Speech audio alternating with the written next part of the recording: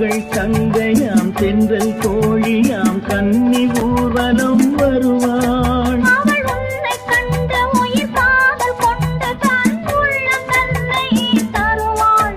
அவள் உன்னை கண்டு உயிர் காதல் கொண்டு தன் உள்ளம் தன்னை தருவாள்.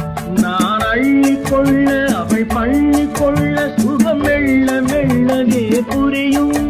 நான் அள்ளி கொள்ள அவள் பள்ளி கொள்ள சுகம் மெல்ல மெல்லவே புரியும். கை